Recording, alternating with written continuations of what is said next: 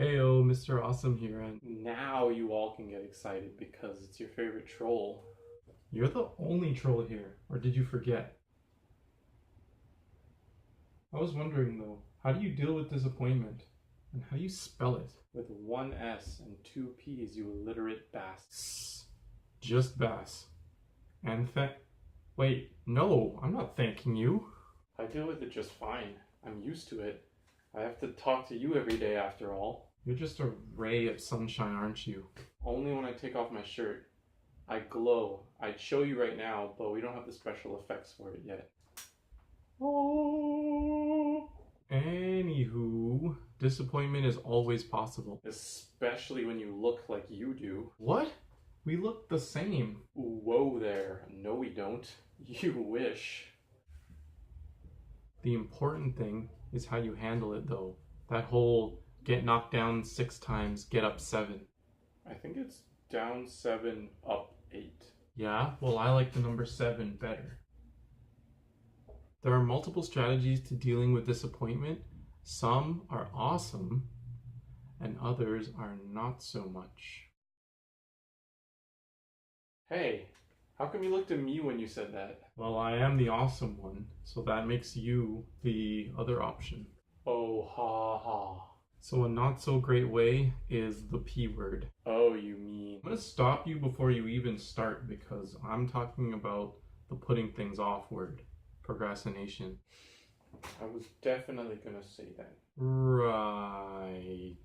A not so good way is putting off disappointed feeling for later. So something happens and you feel disappointed because you wanted it to be a certain way, you were expecting it to be a certain way, and it turned out to be another way. So rather than kind of get over that feeling, you kind of just push it away for another time. Shove it down into its little container. This might be good because you don't have to deal with it right in the moment and because you won't feel bad anymore, but it really didn't actually solve it. It's still there. It's just in some dark corner of your mind or of your body. And if you keep doing that, there's a buildup that will happen from you keep pushing things down and pushing them away. Eventually, there'll be too much to push down and it'll burst to the surface. And that's where you hear about people who explode. A better way of dealing with disappointment when it happens is to put a positive spin on it. So it's about what you can learn from the situation, what good comes out of this situation.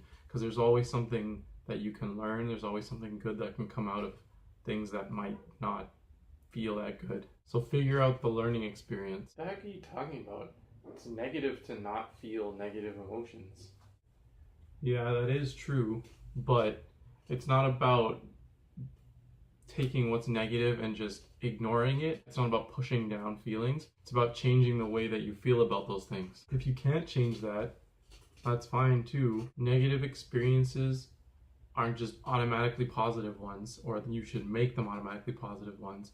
It's kind of just searching through that negative experience and allowing yourself to feel bad if you do, and finding what is good about the situation. Now, in a more preventative way of stopping yourself from getting disappointed, there's a sneaky, disguised good way of dealing with it, which is lowering your expectations from the start. That's a good one. Use it all the time. So if you don't have high expectations for something, you won't feel let down. It kind of seems good because you're not getting let down, but then you're sacrificing the good side of things too, or at least the enjoyment is lessened because you're not reaching for those higher heights because you're afraid that you'll be disappointed. It's about being aware of the many different possibilities. Just kind of thinking up more situations than just the one.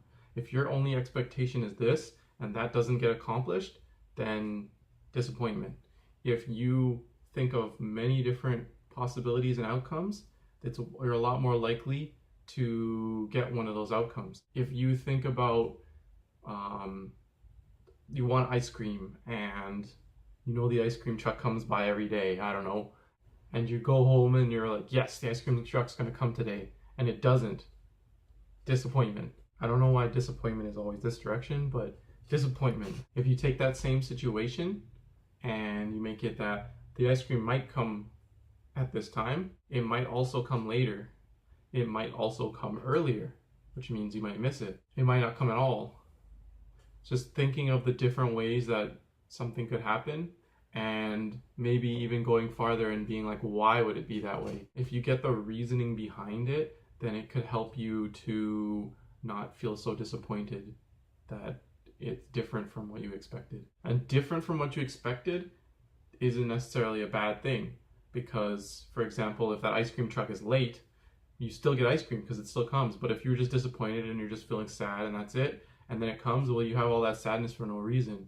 If it comes and you don't even know it because you're too busy wallowing in the fact that it didn't show up right at that time, then now you do miss out for real. It's just about kind of being open-minded to different possibilities that might happen and what you can do with those situations that might happen. What do you use, since you're such a master of the disappointment dissuading dojo? Alliteration. Gesundheit. No, I mean, never mind. I use all of them, but I strive for the better two of dealing with the disappointment and stopping the disappointment before it even starts. See, the main thing about self-improvement, other than, the actual self-improving, can be divided into two different things: celebrating small successes and pardoning failures. Failures is in quotes because there aren't really any failures, or there aren't really any mistakes. There's a really cool quote by Miles Davis that says, "Do not fear mistakes, there aren't any." And I believe that. You only really fail when you stop trying. And so pardoning failures is about not beating yourself up when you do something wrong. Because everything can be a learning experience, everything can lead you. You either win or you learn. So as long as you're taking that learning experience from the situation, it's a success. You're still going towards success. There's an analogy about watering a plant, and that's kind of you growing as a person and going towards success. That if you water the plant the wrong way and it starts dying, it starts wilting or whatever, you can change how you water the plant. Maybe you use too cold water or too hot water, and the plant can heal. It can go back to being great and it can now flourish. But if you water it the wrong way and you're like, oh my god, it's dying, I might as well just kill it, you just throw it out, well, yeah, it's dead now, it's done, you gave up. As long as you don't give up, you're not failing. Perseverance. The other part is celebrating your successes, no matter how small they are. If you want to be able to do 50 push-ups and you can only do 5, well, that's congratulations, you can do 5. Some people can't even do 5. If you work out a whole bunch and now you can do 10, you doubled how many you could do. That's a success. That's something to celebrate. You want to celebrate that to kind of solidify in your head that you're on the right path and you're winning. So pardon your failures and celebrate your successes to continue on that self-improving path. This ties into disappointment because sometimes it's going to happen. Sometimes you're going to get disappointed. Sometimes you're going to forget how to prevent it, or you're going to forget how to deal with it once it's happened. But that's okay as long as you can learn and grow from it. Wow, you almost sound wise, but your stupid face ruins it. What's wrong with my face? Exactly. Well, I'm not gonna disappoint. Only one S in disappointment. What the heck? I'm saying the word. How do you know it's misspelt? Oh, I know. Okay, then with that mystery solved, remember to subscribe. Yeah, and thumbs up this video if you liked it. I'm in it, so I know you do. Oh, and ring that bell icon thingy so you know when to see more of me. And as always, Pac-Man finish.